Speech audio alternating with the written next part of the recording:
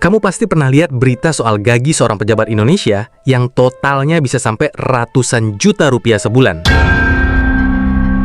Bahkan Prof. Mahfud MD pernah berujar, kalau anggota DPR bahkan dapat hampir 1 miliar dalam sebulan.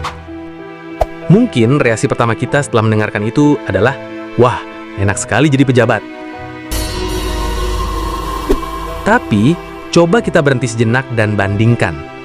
Gaji fantastis itu disandingkan dengan upah minimum regional di Indonesia yang cuma sekitar 2 jutaan.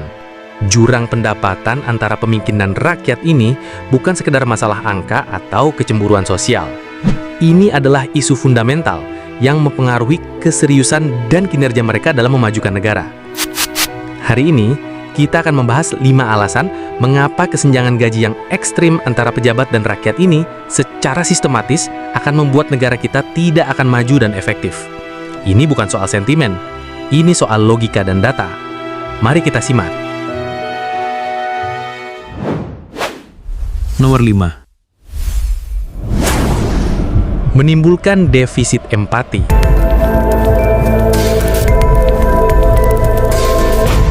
Bayangkan kamu hidup di dunia yang sama sekali berbeda. Kamu tinggal di perumahan elit, anak-anak kamu bersekolah di sekolah internasional, dan kamu berobat di rumah sakit premium. Kamu tidak pernah merasakan bagaimana rasanya berdesakan di KRL, pusing karena harga beras naik, atau frustasi dengan birokrasi kelurahan yang berbelit-kulit. Inilah realitas para pejabat yang terisolasi secara ekonomi. Banyak penelitian psikologi membuktikan satu hal yang mengkhawatirkan. Semakin kaya dan berkuasa seseorang, semakin besar kemungkinannya kehilangan kemampuan untuk berempati. Mereka menjadi kurang peka terhadap penderitaan dan kesulitan orang lain.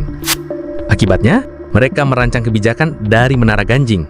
Mereka meluncurkan aplikasi layanan publik super canggih tanpa memikirkan jutaan rakyat yang tidak punya akses internet stabil. Mereka menghapus subsidi berdasarkan hitungan angka di Excel, tanpa merasakan dampak langsungnya pada daya beli sebuah keluarga miskin. Kebijakan mereka mungkin terlihat pintar di atas kertas, tapi seringkali gagal total di lapangan. Karena dibuat tanpa empati, tanpa memahami denyut nadi kehidupan rakyat yang sebenarnya. Dan masalahnya tidak berhenti di situ. Kurangnya empati ini mengikis sesuatu yang jauh lebih fundamental.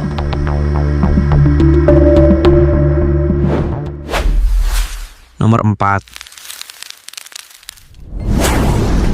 Korosi kepercayaan publik.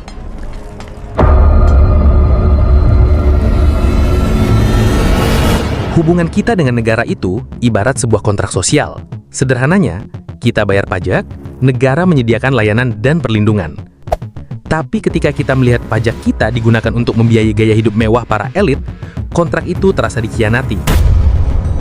Kesenjangan gaji yang mencolok ini mengirimkan pesan yang sangat jelas. Ada 2 kelas warga negara, kelas penguasa yang dilayani, dan kelas rakyat yang melayani. Ini menciptakan sinisme dan ketidakpercayaan yang mendalam. Padahal, kepercayaan publik bukanlah barang mewah. Itu adalah aset paling vital bagi sebuah negara. Ketika kepercayaan runtuh, orang menjadi enggan membayar pajak karena merasa uangnya akan dikorupsi. Orang malas mematuhi aturan, dan yang paling berbahaya, orang tidak lagi percaya pada demokrasi itu sendiri, menganggapnya hanya sandiwara untuk melanggengkan kekuasaan elit. Kesenjangan ini secara perlahan tapi pasti menggerogoti legitimasi negara dari dalam.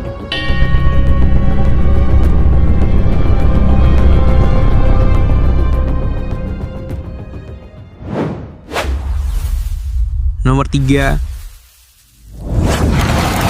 Insentif yang menyimpang.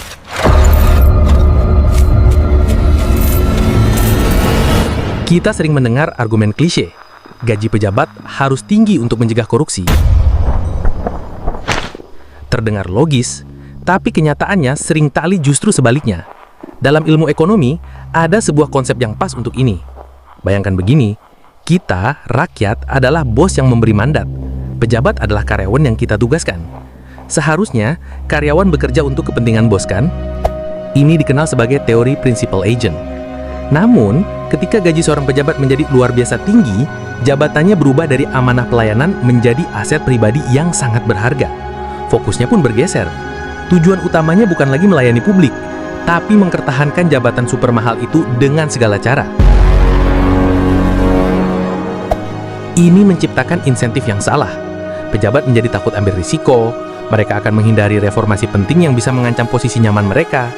Mereka menjadi lebih patuh pada patron politik atau elit ekonomi yang menjamin posisi mereka, bukannya kepada publik. Gaji tinggi itu, alih-alih menjadi benteng anti korupsi, malah mengikat mereka pada sistem yang korup.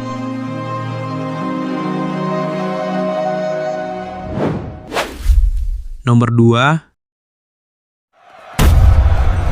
Normalisasi cengkeraman elit. Kombinasi dari isolasi ekonomi, defisit empati, dan insentif yang salah ini pada akhirnya melahirkan sebuah kelas penguasa yang terpisah. Mereka punya jaringan, gaya hidup, dan pandangan dunia sendiri yang eksklusif. Di dalam gelembung inilah, praktik pembajakan kebijakan oleh elit, atau yang sering disebut elite capture, menjadi hal yang normal. Artinya, aturan dan anggaran negara dibajak demi kepentingan segelintir orang. Ini bukan lagi dianggap sebagai kejahatan, tapi begitulah cara mainnya. Banyak studi menunjukkan bahwa budaya korupsi di sektor publik Indonesia telah ternormalisasi. Ketika seorang pejabat baru masuk ke sistem dan melihat semua orang di sekelilingnya memperkaya diri dan kelompoknya, maka ikut serta dalam permainan itu menjadi pilihan yang rasional untuk bertahan hidup dan meniti karir. Kesenjangan gaji yang ekstrim memberikan bahan bakar finansial untuk melanggengkan budaya beracun ini. Dan semua masalah ini mengerucut pada satu puncak yang paling merusak. Nomor 1. Terputusnya umpan balik kinerja. Ini adalah puncak dari semua masalah. Karena kelas penguasa ini terisolasi secara ekonomi dan sosial, mereka tidak merasakan dampak langsung dari kinerja buruk mereka sendiri. Jika ekonomi negara melambat, angka kemiskinan naik, atau layanan kesehatan memburuk, kehidupan pribadi mereka tidak terpengaruh. Gaji dan tunjangan fantastis mereka tetap mengalir dari APBN, tidak peduli apakah target pembangunan tercapai atau tidak. Ini memutus hubungan paling krusial dalam sebuah negara, hubungan sebab akibat antara kinerja dan konsekuensi. Dalam sistem yang sehat, kinerja buruk akan dihukum. Tapi ketika para elit ini kebal dari dampak kegagalan mereka sendiri, tidak ada tekanan bagi mereka untuk berbenah. Mereka tidak merasakan urgensi untuk memperbaiki negara, karena mereka secara pribadi tidak menanggung biaya dari kehancurannya. Ini adalah resep pernah sempurna untuk stagnasi dan kemunduran bangsa. Jadi, kesimpulannya jelas. Kesenjangan gaji pejabat yang ekstrim bukanlah pendorong kinerja, melainkan penghalang struktural bagi kemajuan. Ia menciptakan pemimpin yang tidak berempati, menghancurkan kepercayaan publik, melahirkan insentif yang salah, menormalkan korupsi, dan pada akhirnya membuat mereka kebal dari kegagalan mereka sendiri. Solusinya bukan sekedar memotong gaji, tapi merombak sistemnya secara mendasar. Mulai dari transparansi total semua komponen pendapatan, mengaitkan bonus dan tunjangan dengan hasil nyata yang dirasakan rakyat, seperti turunnya angka kemiskinan, hingga mewajibkan pejabat dan keluarganya menggunakan layanan publik seperti BPJS dan sekolah negeri. Kita butuh sebuah sistem di mana nasib para pemimpin terikat erat dengan nasib rakyatnya.